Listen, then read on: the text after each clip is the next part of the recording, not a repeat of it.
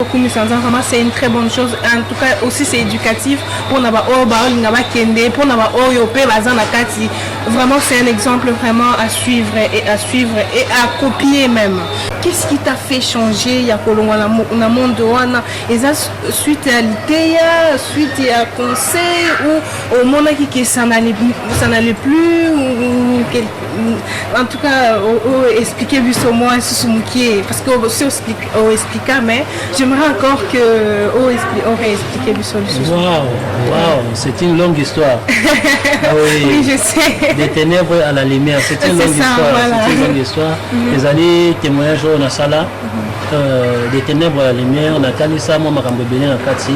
Et puis na témoignage monsieur sur ça là, il y a DVD à Jeune Bolanda.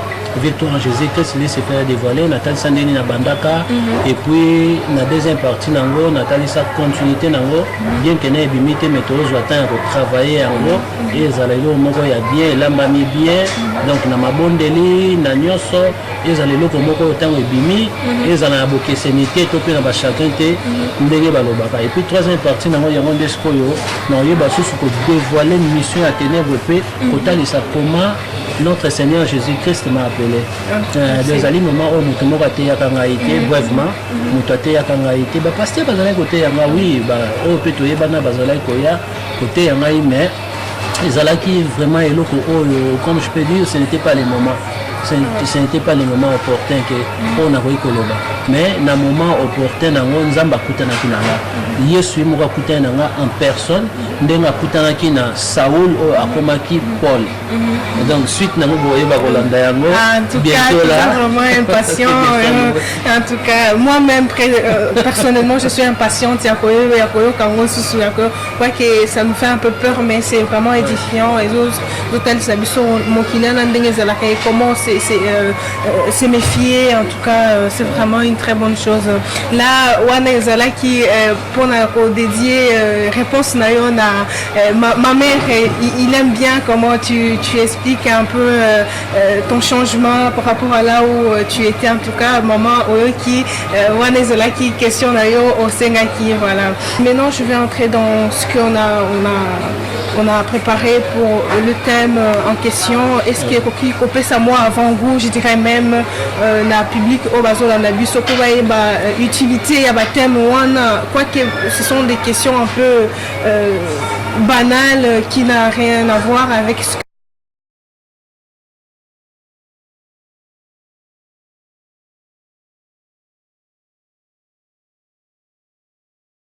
que nous peut-être les gens minimisent, mais ce sont des grands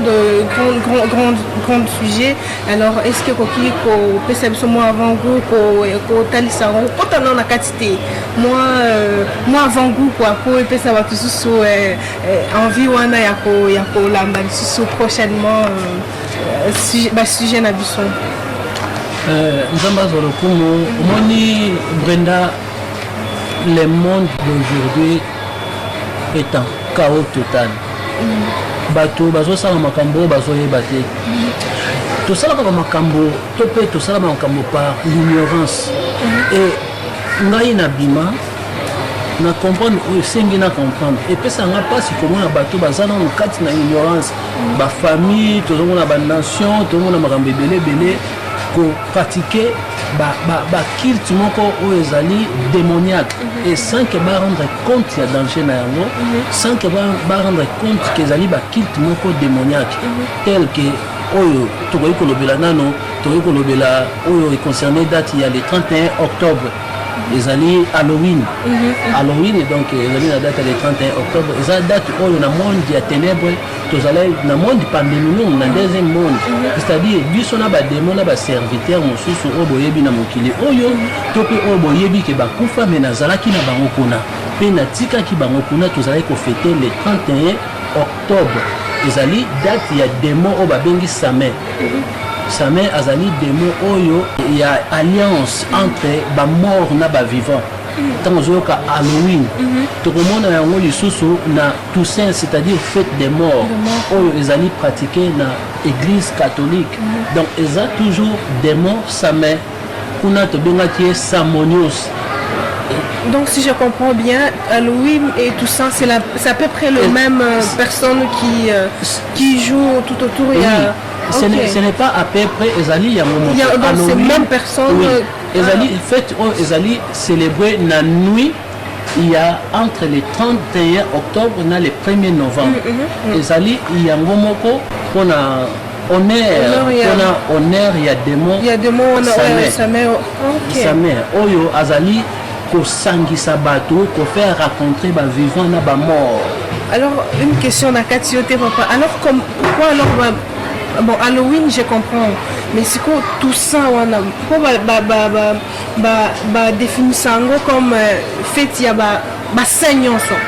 Alors comment est-ce que le sous-sous, fête, il y a disons, c'est comment encore les noms en tout cas, moi, ça me complique un peu. Mais tant que tout saint. Donc, tous les saints, santo, nyonso. Mais nani autre zobenga mon santo. Tout le bel parfait. Tout le bel mon santo parce que mon santo a mon soumuki. Oui, tout le bel parfait. Parfait, vraiment, c'est quelque chose donc qui est vraiment bien fait. Sans défaut, sans ride, sans complication. Tout le bel parfait. Mettons tout le déjà. Tous les saints ne sont pas parfaits. Les saints, bazali batu oyo basumu kaka. Mais bamekolaka kozala lokola maître na bango buto babengi saint. Quel est le rapport entre les morts et les vivants? Même Bible le rapport ni les alliés entre Bélial et Christ, entre les morts et les vivants. C'est ça.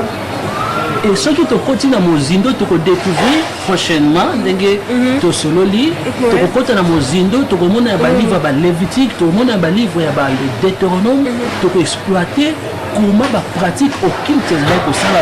Il y a association, il y a vivant, il y a mort. Il y a une cause que Nzambe a boyé là qui.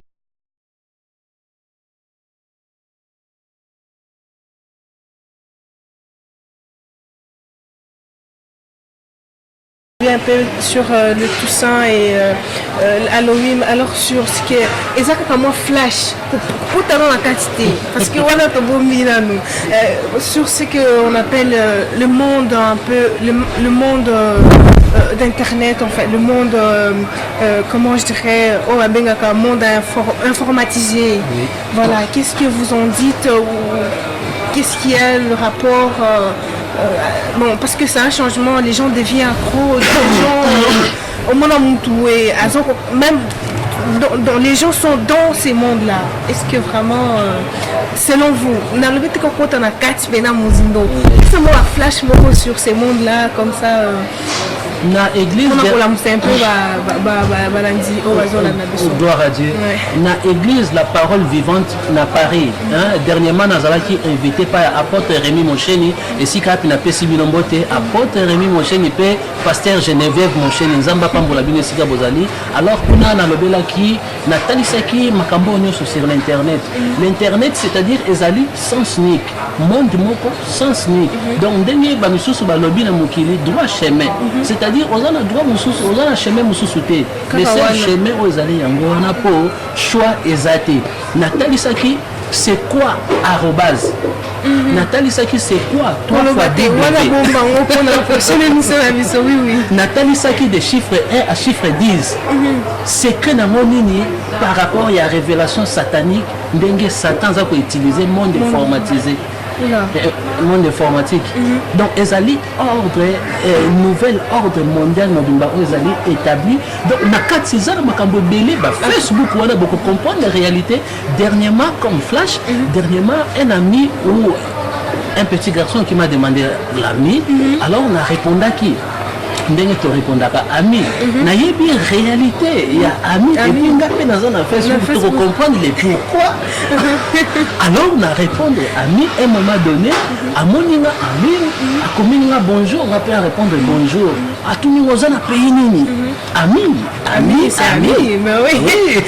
atuni oza na pays nini nga répondre te mais namoni mais ndenge nini la personne qu'on se connaît pas du coup te demande tu trouves où, tu es dans quel pays et tout.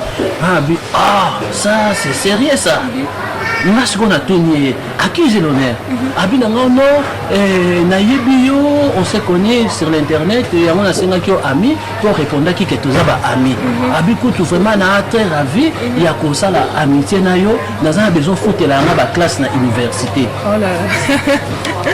Ce n'est que normal parce que c'est vraiment ami au futele na ni ma classe ce qui daza ami na Sheila matumona Sheila de Bruxelles dans le badini que non à Sheila naza un problème c'est ça la définition de ami voilà ce qui daza un problème na Nzambe na ba mais naza amitié na Nzambe na ba mais Nzambe tala problème na naza yango akopesa na solution parce que toza ba ami et dans le bini na ko benga bino lisusu mwana te mais na benga yo ami ba bombe la kaye